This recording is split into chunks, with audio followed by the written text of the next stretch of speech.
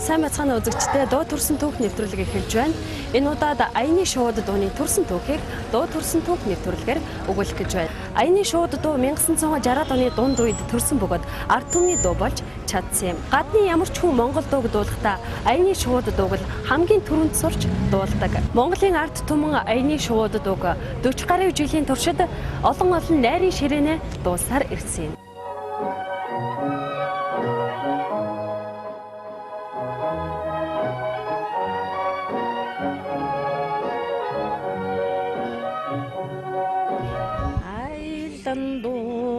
Чиний минь хоолойтэй адилхан өнгөөр уянгалангаа ханганаад Алагнуудын сормусыг дивээд агдаг талтай гүшөөд буцлаа амраг мэ чимээ туугаан дуулаад аяны шуудыг эргэнэр дуугаан дуулаач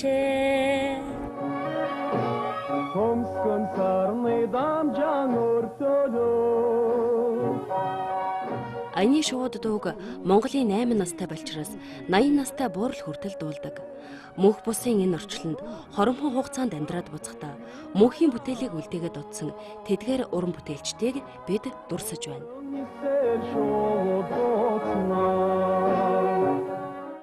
Хангалын аяны шуудын тухайд бол нөхөл хөгжмийн зохиолчч дуучин шүүгчмчт нь хинхэн өгөө болсон байна л да. Тийм учраас одоо бид гэрч болж үлдэж байх шиг байна. Анх манай нэр дуучин одоо эстрадын дуучин агсан дуучин хурлаатын төмөр дуусан. Энэ дуу дуулахтаа бүр анх бүр хангал маань ах дүүнэр бүгдээрээ хөгжим сонирхолтой байдаг гэсэн. Одоо хангал, байгаль, найгал, эрдэнэ бэлэг. Тэгээ ямар нэгэн дуу одоо хангал маань зохиовол тэр маань хамгийн түрүүнд төмөрлөлд болдог. Одоо манайхаас одоо хамтлагийн гоцон дууч нар л дуулдаг. Тийм учраас анх төмөрөд болсон. Энэ дууны хувьд бол анх 86 хэмжээтэй байхад нь бол ерөөсө цөөхөл хийл, төгөлдөр хуур, гитар тэгэл нэг цөөхөн хэдхэн өгчмтэй тэгээд бичүүлсэн. 1966 онд хангалын дууг бичсэн юм байна лээ. Радио гарангуудаа сонсож байсан. 67 онд Ягшин сургуулийн хөгжмийн ангид ороход хангалттай танилцсан.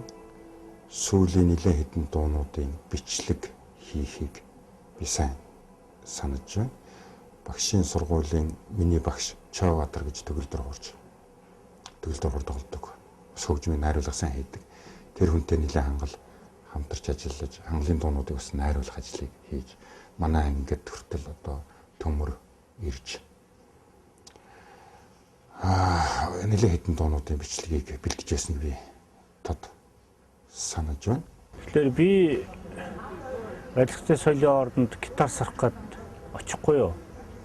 64 онд. Тэгсэн өөдөөс нэг сайхан урт төстэй нэг гоё өндөр цагаан залуу намайг хүлээж авсан. Тэгсэн тэр маань хэн байсан гэхээр одоо надад яг одоо гитарын анхны ля минорыг бариулсан хөгжмийн зохиолч хангал байсан. Тэгээ тэнд дөнгөж сургууль төгсөөд ирсэн нэг гоё урт төстэй нэг сайхан тийм залуу төгөлдөр хуур тоглоод, бөмбөр тоглоод, гитар тоглоод тэгээд тэр юу гэдэг яг аяны шуудаа биччихсэн. Ер нь төмөр, дуучин төмөр, хурлаатын төмөр хангал хоёр маань 5 дууга тэр үед яг бичсэн байсан.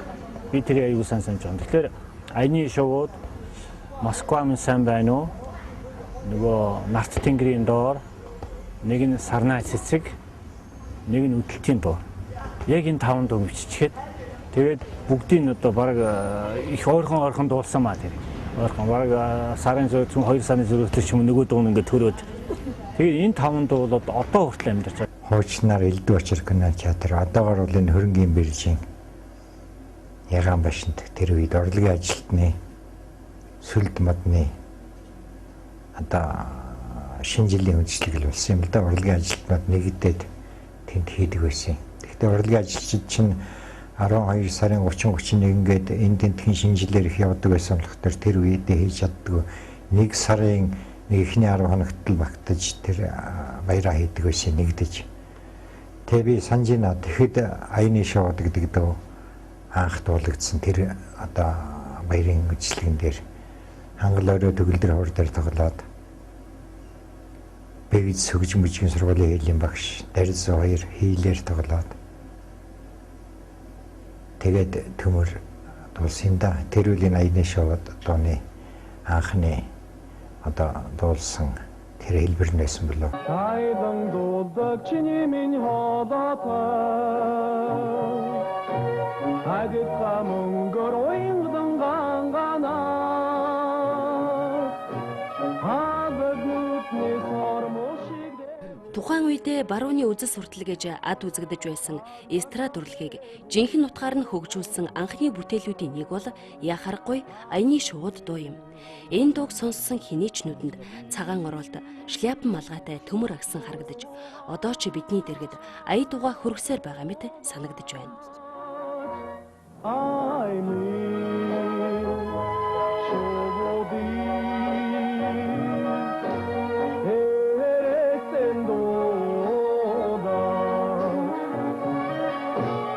Дуучин төмөртөл тэр концерт тоглох тийм юмч байгаагүй. Тэр үед ямар тийм концерт тоглож исэн биш.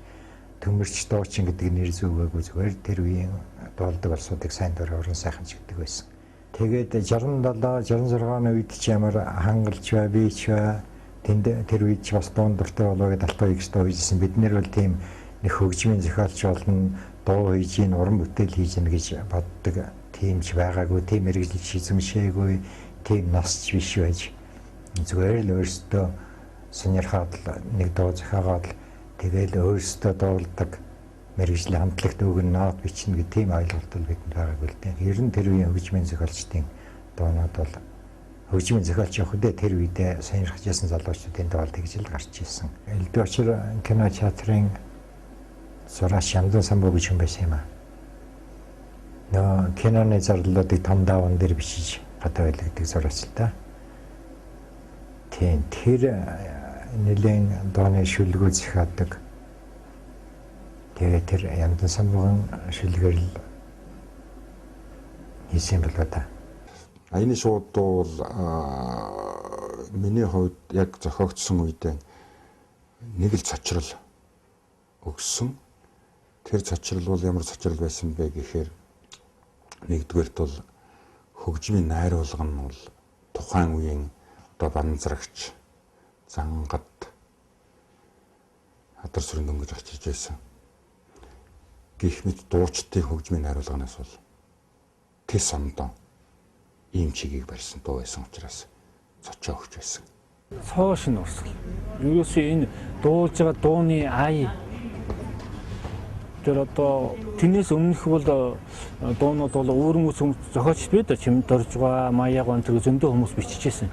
Төмөр хангал хоёрыг бол ерөөсөө барууны урсгал. Бусд нь болохоор нэлээд зүүн тал хятад одоо тийм солонгос талын тийм урсгалууд байсан. Төмөр хин хоёр бол ерөөсөө шууд одоо бүр ихэд одоо холын Америк, Алс солын Америк гэж ярьдаг гэсэн юм уу? Одоо бол хаяанд байна шүү дээ. Тэр Америкийн урсгал Оросоор дамжиж манад ирж ирсэн байхгүй. Тэр урсгалыг л анх оруулж ирсэн. Жаз хөгжмийн арга барилыг хийл, симфони харил хөгжмийн хийл гэх мэт ийм хөгжмүүдэд зөөлрүүлээд тэгээд бичсэн анхны одоо ийм шинсрэг ийм дуу байгаа юм.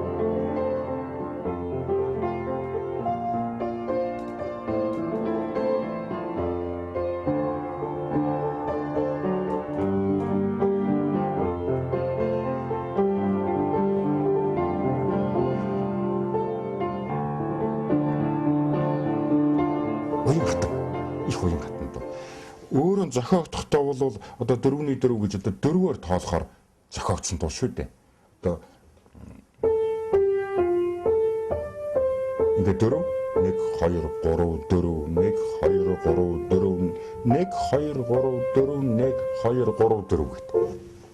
Гэтэл энийг 3-аар тоолоод дуулаад байна улсууд. Шинэ 1 2 3 1 2 3 1 2 3 1 2 3 1 2 3 ямар ч хэмнэлийн төвшөнд өөрөө тийм уян хатан байж чадах чадвартай байгаа учраас хөгжимдөх сонирхолтой, дуучдаж дуулах сонирхолтой ийм болчихсон дуу учраас энийг би бол одоо зөвхөн нийтийн дуу гэхээсээ илүү мэрэгжлийн дуу. Тэгээд аяны шоудыг зохиогоо тэрнээс хойш тэрэндээ оруулсан баг ахалдаа хүн тэгээд тэр нь гэн төгөж бүжигт тим авьяастай юм байсан чинь онцгсон лаган тэр олж харсан юм шиг байгаа маа. Тэгээд ангалчин шууд юу яасан штэ. Хороолын хөгжмийн дэсрэгэл хөгжмийн зохиолч ангид явсан. Тийм л юм. Тэгээд тэрнээс хойш бол хөгжмийн зохиолч гэдэг мэрэгжил эзэмшээд үндэ олон том мундаг хөгжмийн зохиолч бичсэн. Гэхдээ аяны шоуд бол хөгжмийн зохиолч хангалын гэдэг боловч хангалыг хөгжмийн зохиолч болоогүй байх тэр үед зохиогдсон. Үнэхээр сайн бүтээлтэй. 2004 оны баярын наадмын нэг төрийн концерт болдог шүү дээ. Тэр тоглолтын дээр наран дуулсан. Түүнээс гадна Батандрах дуулсан, Ариу наач дуулсан, Насан тогтохч дуулсан. Ер нь их олон дуулч дуулсан шүү. Аяны шууд яг энэ бичлэгээр тэгээ талиагаач баяраа хүртэл дуулж байсан.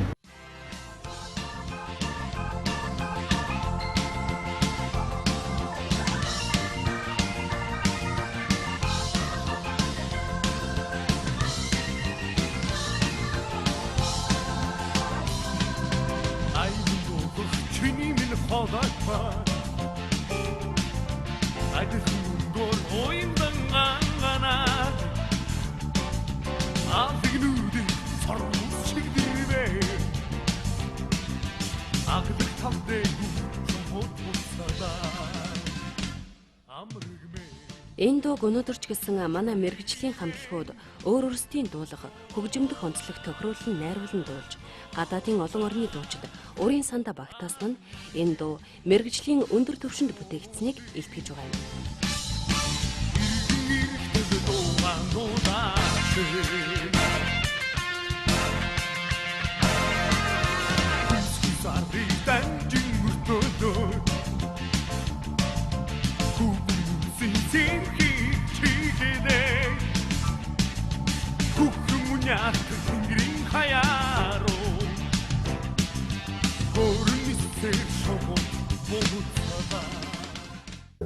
Залгамжилж байгаа мó яагаад тэгээд өөрөөс нь аваад ингээд хайртай дүн болохоор бас дуусны гадуулсаач гэсэн хангалыг гадуулсаач гэсэн дууга өргөж өөртөө хадгалж авт юм аа.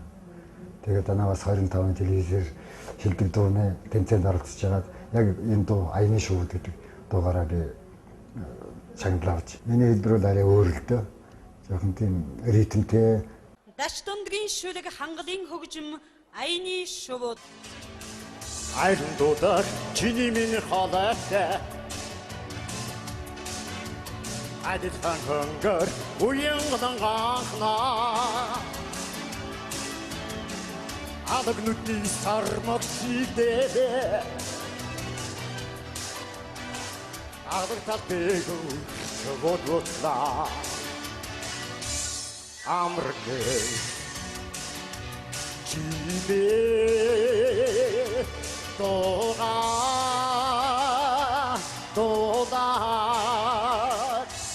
I believe шоботи эргэнэрдээ дуугаач энэ дууг албан ёсоор араажгийн фондонд нэг бичсэн ч гэж би мэдэхгүй байна. Араажгийн фонд байхгүй хаа зүгээр сүйд нэг тийм одоогоор бол клип юм да тэр үе дууг дүрсжүүлдэг байсан нэг үе тэр ч одоо хэзээ юм сүйдээ 70-80 оны үед л одоо энэ телевизийн нэг тийм дүрстэй бичлэг хийсэн. Тэгээд анхны гарсан хүн л тэгээд дүмрөө маань шиг л тэгээд дуулах хүн байхгүй байна л да. Анхны хүн заавал тийм байдаг байхгүй. Анхны эхэлсэн хүн тэр чигээр юу шиг үлддэг байхгүй. Тэрнтэй адилхан аяны шууд төмрөө хангал гуравтай холбоотой. Тэр үед өөрөө маань амьд байгаатай ялгаа байхгүй. Дуу амьд байвал тэр хоёр өргөл амьд байл гэсэн. Хүмүүс болохоор нийтийн дуу гэж энэ аяны шууд энэ тийм биш сонгодог дуу. Үнэхээр хүчтэй дуу. Эстрад цаашаа хөгжиж энэ дууны нөлөө их байсан бахаа. Энэ дууны нөлөөгөөр цаашдаа их олон дуу гарсан болов уу гэж боддог. Хангал бол нэг 10-20 дуул хийсэн баг. тэгэл энэ дуу бол мөнхрөн үлдсэн ийм дуу. Тэгэхээр энэ бол одоо бол хангалын өмч гэхээсээ илүү монголчуудын одоо өмч гэж бодож байна.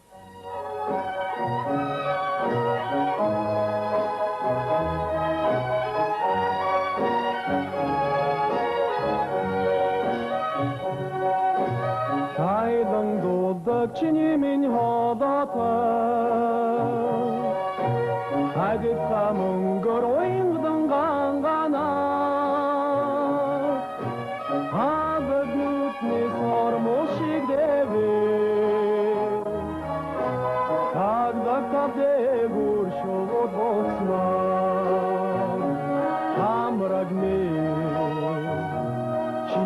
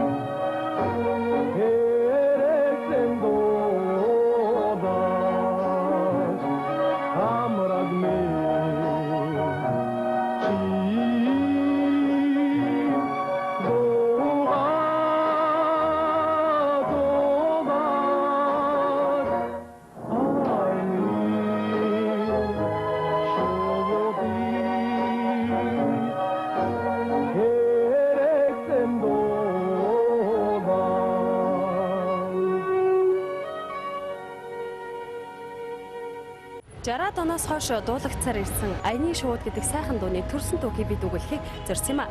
Дуу төрсөн түүх нэвтрүүлэг үгээр өндөрлөж байна. Нэвтрүүлэгтэй холбоотой санал хүсэлтээ та бүхэн доор хаягаар ирүүлээрэй. Баяртай.